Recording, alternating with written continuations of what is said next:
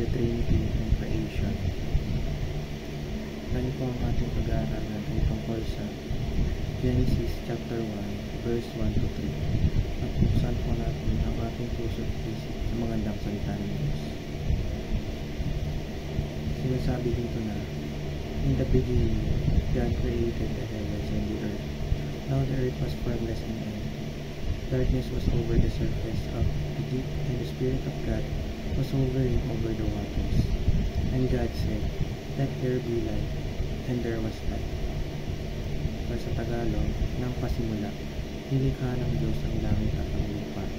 Ang lupa ay walang anyo at walang laman. At binalot sa kadiliman ang karaniman samantalang ang Espiritu ng Diyos ay kumikilos sa ibabaw ng mga tubig. At sinabi ng Diyos, magkaroon ng liwanag. At nagkaroon ng liwanag.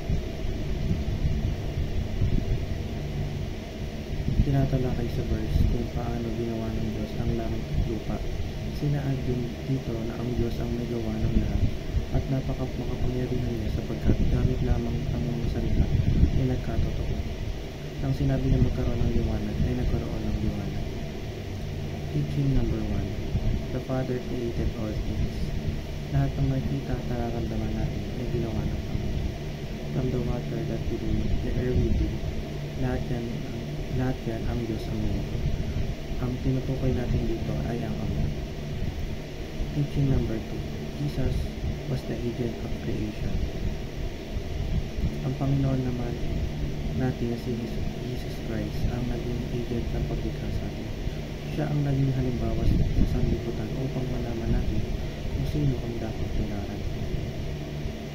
Teaching number 3. The Spirit gives life to all living things. Ang pangatlo sa Holy Trinity ay ang Espiritu, kung saan siya ang nagbibigay buhay sa atin. Kung walang Espiritu Santo, physical na body lang tayo. Application number 1. Study the doctrines of the Bible.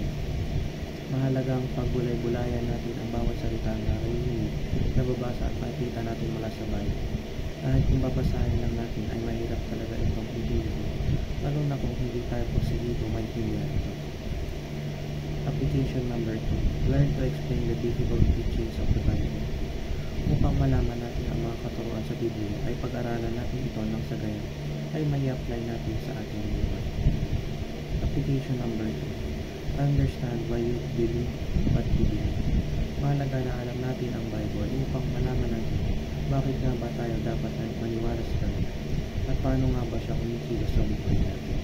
Yun lamang po ang aking devotions. Maraming salamat.